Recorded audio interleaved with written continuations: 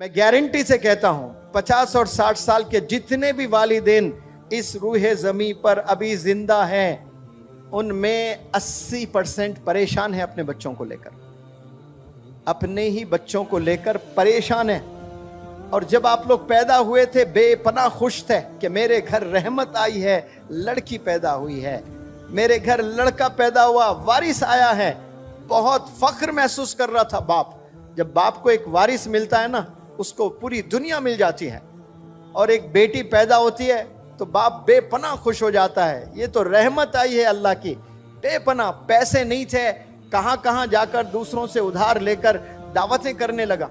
बहुत खुश था, बच्चों को अच्छे अच्छे कपड़े लाने लगा, खिलौने लाने लगा। जेब में पैसे नहीं है, लेकिन दोस्त से उधार लेकर छोटे छोटे खिलौने, जाकर बाजार से चॉकलेट लाने लगा, आइसक्रीम खिलाने लगा, पार्क ले जाने लगा, क्या क्या सब करने लगा। इसका सिला 15 साल में नौजवान बच्ची दे रही है किसी के साथ भागकर।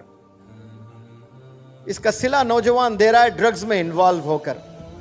जो टीम बन गए, आपकी अम्मी आपके अब्बू एक टीम बनकर आप पर फिदा हो गए, आपकी ग्रूमिंग में लग गए, आपके रेजिंग में लग गए, खिलाने में लग गए, पिलाने में लग गए, पहनाने में लग गए, पढ़ाने में लग गए। सारे आपके लिए काम दोनों मिलकर एज ए टीम कर रहे हैं। और 15 साल के बाद आप रिवेंज ले रहे हो, बदला ले रहे हो, जलील कर रहे हो अपने वालिदैन को। सोचने की बात है, जिसने जिंदगी फिदा कर दी आप पर, उसको आप तमाशा मारते हो मुंह पर। जिसने अपना खून पसीना लगा दिया आप पर, आप उसको रुलाते हो, आप उसको परेशान करते हो। सोचे थोड़ा सा आप, अकेले तन्हा कभी ऐसा भी सोचे, जैसा आप सोचते हो वैसा तो सोच रहे हैं, सब सोच रहे हैं। कभी आप मैं जो बोल रहा हूं ना, उस पॉइंट ऑफ व्यू से भी सोचिएगा। अरे हाँ भाई, सर जो बोल रहे हैं सही तो कह रहे हैं। दोनों मिलकर ये जिंदगी फिदा हो गए मेरे पर, मुझ पर अपने आप को खपा दिए। ये दोनों मेरे लिए ही जी रहे हैं लोग। इनका कोई और मकसद नहीं है, कोई एम नहीं है। बस इनका एम ये है कि मुझे पढ़ाएं, मुझे खिलाएं, मुझे पहनाएं, मुझे अच्छी जिंदगी दें। और वापस मैं क्या दे रही हूं मेरे अब्बू को, मेरे अम्मी को? मैं जलील कर रही हूं। मस्जिद जाने डर रहे हैं मेरे वालिद नमाज को लिए।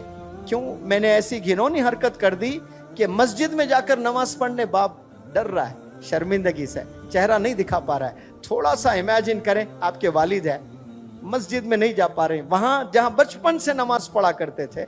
आज आपने ऐसी हरकत कर दी जो वालिद मोहल्ले में किसी के मुंह दिखाने लायक नहीं रहे।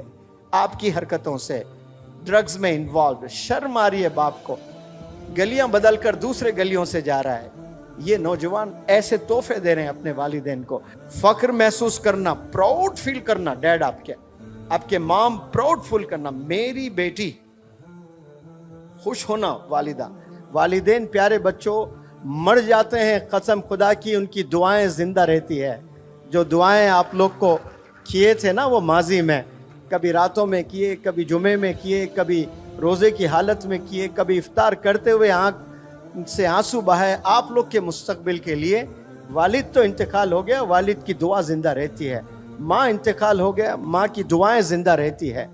तो देखने के लिए वालिदैन जिंदा नहीं होते हैं, लेकिन वो दुआएं जिंदा रहती है और वो दुआएं आपको बुलंदियों पर ले जाती हैं। और आज उफ भी नहीं कहना है, आप उफ तो दूर, हाथ भी उठा रहे हैं, तेज आवाज में बात कर रहे हो, ऊंची आवाज में बात कर रहे हो, वालिदैन को रुला रहे हो आप लोग। ये रवैये को बदलिए, आप रिस्पेक्ट करना शुरू करें।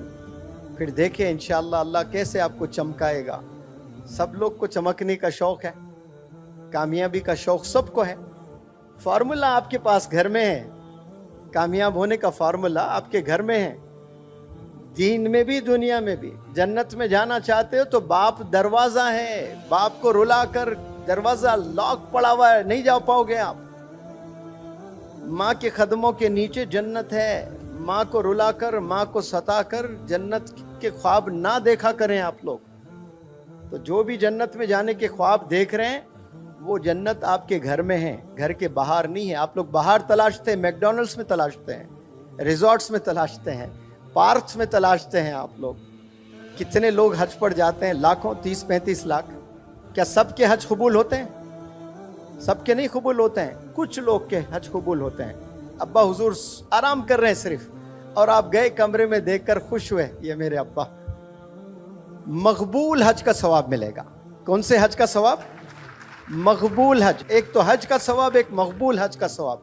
यानी गोया आपके हज को अल्लाह ने कबूल कर लिया, क्योंकि अल्लाह जानता है सबके पास पैसे नहीं है, सब हज पर नहीं जा सकते।